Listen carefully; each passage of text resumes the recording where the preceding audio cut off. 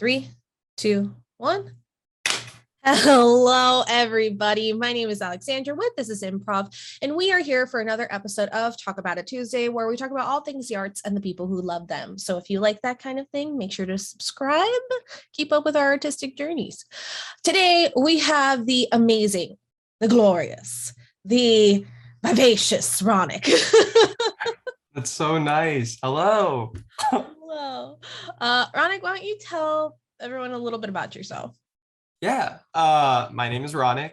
Last name Johal, if you were curious. I am a comedian. It always feels weird to say that because it's such a broad thing, but yeah. I do sketch comedy and I've recently started doing improv.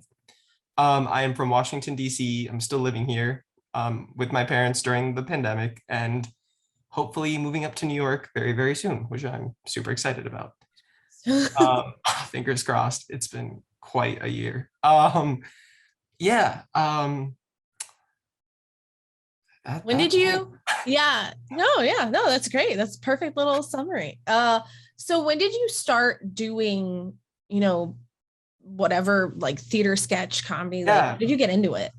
So I would say started in college, but it began way before. Like as a kid, watching, like I was an avid TV watcher to the point where I think I kind of made it a sport. Like it was a huge portion of my childhood.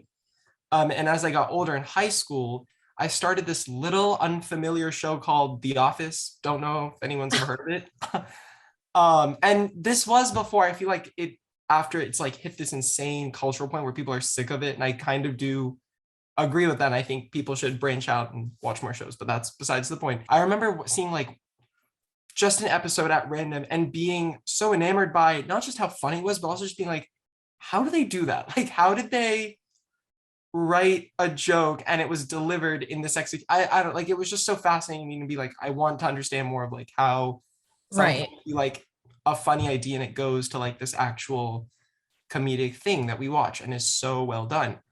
And I was just like, like that's something cool. And I'd read about it and like on my own, I guess in high school, just like wrote random stuff and then never really shared it with anyone because I didn't think that it would be like, I was just like, yeah, I'll do this for fun. And then I got to college, went to the University of Maryland, go Terps. And my freshman year, I was like, I don't know what to do. Like, I don't really know anyone at this school. I need friends. And I saw a flyer for a sketch comedy group. And I was like, oh, I could try that. I have never had any theater experience in my life. I didn't know what to expect on an audition, but I went in and by a miracle, by just literally being funny, I guess, like a very raw like type of funny, I guess, I got in. And for 4 years I did sketch comedy and I loved it so much that post-grad I've been wanting to pursue it more. Nice. Yeah. That's awesome.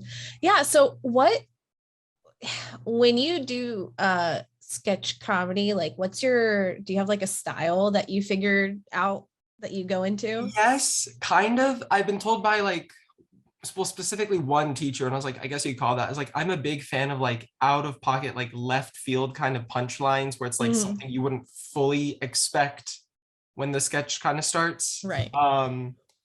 One of the last sketches I did for my group, it's called SketchUp, by the way, if you're ever curious at the University of Maryland and want to go check them out. They're super funny. UMD's premier sketch comedy group since 1996. One of the last sketches I did for them, it was during the pandemic, and it was normally there's like a process where we write sketches and then they're kind of voted into the show. But in this case, because we were at home and we were like, how do we make this work? Everyone kind of had free reign. Everyone could just submit one sketch, and regardless of like how good or bad other people thought, it would get into the show. So I was like, oh, like I'm gonna go all in, and wrote this insane sketch, which was basically a cream of wheat commercial. I can't tell you, it's just very bizarre. It has a lot of random weird jokes and characters in it. And then, yeah, I would say just like very odd stuff, trying to take something from the real world that's like grounded and then making it absolutely bizarre. Yeah, that's awesome. Yeah, because I noticed, because Angelica does a lot of training too, that it's like everyone has kind of their thumbprint with how they do their sketches, Yeah. So so they'll totally like taking something normal and making it like all the way over left field. Yeah, it's like, I think that's like the best type of humor, is like just to take something that people are used to and make it incredibly weird. Make them think things that I never thought before about this. Yeah. So you got into improv. Was that like more recently or? Yeah, that was during the pandemic. Okay. There was an improv group on our campus as well, and I was always just like amazed by how like they, and also seeing a couple shows in New York City of like UCB and Second City and stuff. I was always just like, how do you like? It's one thing to like think of a joke, edit it, write it, perform. Like there's a whole process. In improv, you just do it. Mm-hmm. And I was like, how? Like at first, I was 100% convinced that they had something scripted and just somehow managed to like weave it into the show. But then by learning, I was like, oh, that's not the case. And they're completely pulling this up like just from their head. So yeah, like I think it was like a really recent discovery. Started taking classes online, and I've just been trying out, really liking it. I thought it'd be weird just over Zoom, but it's been going pretty well. Yeah. So I'm kind of excited to see that, like, I think the improv, I think the pandemic has taken so much of like what we were used to, like in-person shows and even like television shows are all kind of weird right now. But it's still nice to see that like sketch, I think, will always remain because it's like pre-done, but like even improv can still kind of exist online, which I think is very cool. So yeah, to answer your question, yes, it's a recent. No, that was honestly that was a perfect answer. It's true. I can like at first we didn't know how to transfer improv into the age of technology, like, interacting with people, but we found that it's great because we get to interact with more people from all over the place. Yeah. And like, we've been taking classes at UCB with you, and I was like, I would have never met Ronuk if I never told you. I would not have known about this is improv and all the cool stuff that you guys are doing down in Florida. Like, what a world. what a world, what a life. So what would you say is that like thing about improv that like just hooked you? Like, what was that moment? I think it honestly was like just in like, I feel like improv is very much like closer to stand-up in that in sketch comedy, which is what I'm always used to, is like you work with a group and you build something together, which is great.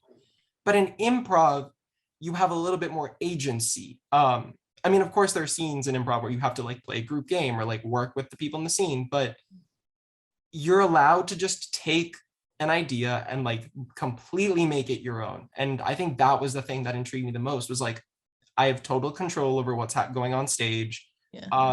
And even if it doesn't go exactly the way I like planned it, which is usually how it happens, it's still an idea or a theme that I'm like, I made this or I started this, or like, so I think just the idea of like I'm able to just create something of my own, like a monster of my own design on stage for people to watch. Just very cool. Yeah, definitely. Yeah, it's like pure chaos, but it's controlled chaos. Yeah, there's controlled chaos is such a good way of putting it. Such a beautiful thing to participate in, explosions and smiles. Improv, right? So I am going to ask you a couple of taco questions now. Sorry. I know. So we're going to play a round of this or that pertaining to tacos, because this is Talk About It Tuesday. So first question, do you prefer hardshell or softshell? Unfortunately, I preferred Softshell. I feel like that's not a fan favorite, and unfortunately, that's mine. Oh, is it? I've been told that like hardshell is infinitely better, which it cuts your mouth. It's John. How do you eat it? It breaks apart. There's like soft tacos are where it's at, for sure. You said the right answer. Spicy or bland? Oh, spicy. 100% spicy.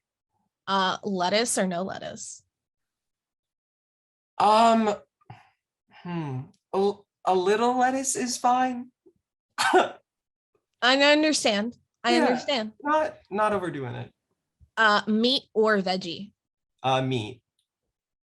Okay, ground beef or chicken? Chicken. Nice. What's another one? Oh, sour cream or guacamole? Oh, I think I'd have to go with guacamole. Guacamole. Yeah, because it's not even about the flavor, because avocados like might be one of my favorite foods just for guacamole, but it's just the like this is gonna sound weird, just the like soft consistency in a taco is needed because there's just a lot of like flavor, and I think the guacamole or the sour cream, whichever you choose, kind of like mellows it out. But guacamole for sure. Nice. And my final question, which might be a betrayal, but burrito or taco? Oh my goodness. Probably taco. Taco. Yeah. Nice. Burritos are just too much. Would you put like white rice or brown rice or Probably brown rice. brown rice? Yeah. Seems to be a fan favorite. Yeah. Oh, is that common? Brown rice? I don't know. It just seems our family does. Where Okay. I mean, same. I feel like it has more flavor. it does have more flavor. A little grainy. Okay. Well, thank you for playing talk about it this or that. Thank you for having me and play it. It was so fun. Join us next week. No, I'm just kidding. Not kidding. So I like to ask this next question because I feel like it tells me a lot about someone, or if like I've noticed it, especially if I've been around them. Like we've been around each other for a couple months, so Yeah. this will tell me what's something I can't tell just by looking at you. Oh my God. Something you can't tell just looking at me. I don't, this might be something you can tell, so I apologize if it is, but I feel like even though like doing comedy and stuff, I can be like very anxious and shy at times. And obviously like it doesn't always come off in improv because that's like not what you want. But yeah, I think I can like sometimes get very like after I do a scene or even before a scene, I'll be like terrified, and then I'll be in the scene and it'll be fine, it'll be great, and it'll like it you wouldn't even notice. Mhm. And then of course there's some times where you get on stage and you like bomb, and that's so fine, but I'm always just like over analyzing every decision I made, which is not good. And I've always been told like whatever you do on stage, leave it on stage. Like don't think about it later on. So I think I can tend to be very like, oh, like I should have said this, or like I should have done that, or maybe I should have, so Yeah. I can be very anxious at times. Yeah, that's very human of you. That's a common thing, especially like when we first started doing performances at a bar. It was like, oh my gosh, like did I appropriately respond to this drunk man? I don't know. Yeah. But you just after a while, and this might sound terrible, but I leave my dignity in the car kind of thing, and I just kind of go in there, do that whole that's like a good blank paper thing, and then leave. Leave your dignity in the car. That's so like, wow, that's such a profound way of putting it. I don't know if that's like a good way.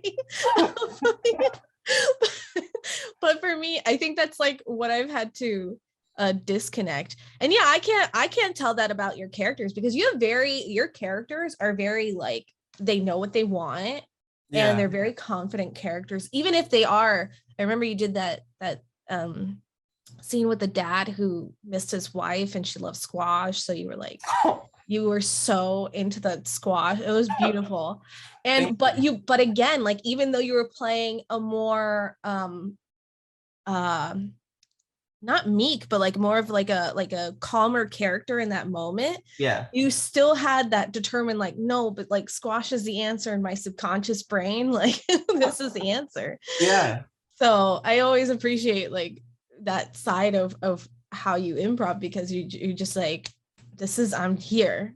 Yeah, you need to be here. It's kind of nice to like just even make any character, because it's like I feel like everyone in life is always just like always looking back in hindsight being like, oh, I wish I did this better, I did that. But like in a character, you can literally like create it right then and there, and you know exactly what its problems are and what maybe the solutions are, which is not always the case in real life. So I feel like that's why it's easier to be a character than, I mean, it's all problem solving, Yeah. It's all problem solving.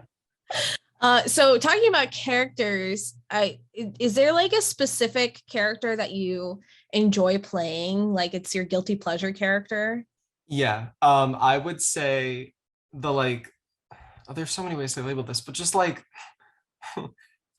confused, like teenager to like man is like a classic where it's just like any situation. It's the very odd character that's just like kind of bumbling, not the smartest, but has good intentions.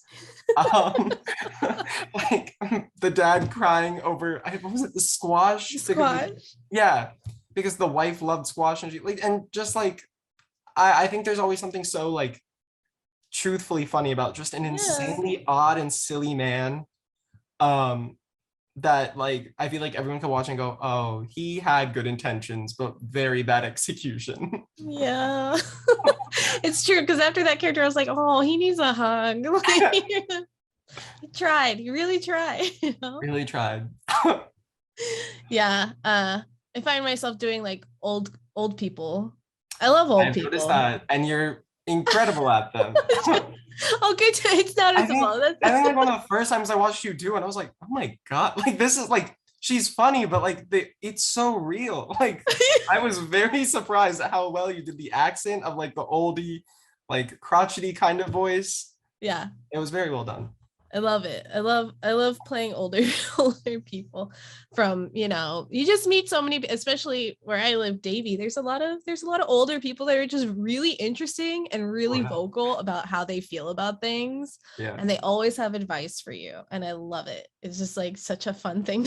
They're a very fun character. I feel like I need to get better with my voice so I could try more. I think, it's not about the voice. It's how you do it, It's a true. It's got to play it out. Very good point. PSA to anyone who does the arts or anything like that. If you had any like words of wisdom or words of advice for anyone, in like maybe something you wish you heard when you were first starting out, what would you say to someone? I'm sure there's a better way to word it, but basically like you are funny, like your material is funny, and be confident with it. Which is like, I feel like they always are like, believe in yourself. And you're like, but truthfully, like, I think it's so easy, especially in like comedy, to walk into like, whether you're watching other people do improv or sketch or satire, any like writing a TV show, it's very easy to be like, oh my God, they're so much better than I am. And I couldn't even fathom like coming up with this idea, let alone like, there's so much insecurity of like, is my stuff good enough compared to so-and-so's and stuff? And it's just worth taking a moment to be like, no, like the stuff that I had is good. It is good quality. I worked on it and it is the best that I can produce, and just putting it out there. And, if it's not funny, you learn and you kind of retool and move forward and you grow. I think it's like a very important part is like learning how to accept that not all of your ideas will be the funniest, which it probably shouldn't be. I feel like if you're always funny, like all the time with all of your humor, that might be also a little like, okay, robotic. But so my point is like, you are funny, really, really be proud of what you did, because it's not easy to like try to make an audience laugh. So yeah, I just say like, be confident with your material. Yeah, no, 100%. I mean, there's so many times in your life when you're going to be like, I don't know if that's good. But then, someone else reads it and they go, oh my God, I really like that character. Yeah. Or, this is a great scene. It's like, oh, okay. All right. Yeah. Did something right today. I'm sure there's plenty you've done right. There's plenty. You did plenty right in your life. Don't worry about it. Is there anything that you're working on now currently, or any way that someone can keep up with you? Yes. So I am, there's so much happening in my life. I'm currently working on a project with a couple of people from our class, from our UCB class, which we haven't really advertised that much yet, which, side note, I'm sure will be coming out soon, but basically we're trying to get a sketch show together. So that'll be out in November-ish. Stay tuned. I'm sure you'll hear from like me yelling about it on social media at some point. We don't even have a title for it yet. So untitled sketch show. That's coming this November. So I'm working on that, which is very exciting because it's the first time I've done any sketch writing outside of like my college sketch comedy group. And then another thing I work on, which I completely forgot to mention at the beginning of the show, is like I also write satire, which is also a new thing that I got into during COVID. Nice. But I write for a publication called The Lunar Times. They are a satirical site that has humor for everyone, but a predominant focus on Asian Americans because it's a space that like there's not that many opportunities for Asian Americans to like flourish in satire. Not that many opportunities for people in color in general. So two very cool people, John Hendrick and Julia Zen, who I met at Maryland in the comedy scene, kind of came together and established the site. And there's a bunch of writers, and you can contribute if you have more information. Go to the website, thelunartimesblog.com, and I have written some stuff on that site, which I find very funny because it's nice to like take my upbringing and like heritage and mix it with comedy, which is always kind of cool. So yeah, that's also something I do from time to time. That's awesome. I didn't know. Go read all your stuff. Everything that Ronuk just talked about will be linked in the description down below. So please make sure to go check it out. And if you would like to participate in the writing scene there, you can totally participate. So I want to say a huge thank you to you for joining me for this Talk About It Tuesday. Thank you to you for having me. Oh my God, this was so fun. If you would like to take any improv classes or sketch writing classes, you can go to www.thisisimprov.com. You can join us from anywhere in the world because we are a hybrid class. So if you are in, DC and you want to take an improv class, you can take an improv class. If you like histories, mysteries, and ghost stories of Florida, you can listen to our podcast.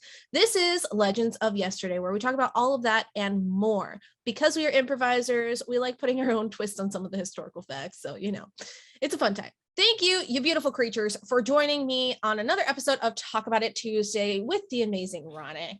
I hope to see you again next week. Thank you, everybody. Goodbye. Bye. Thank you.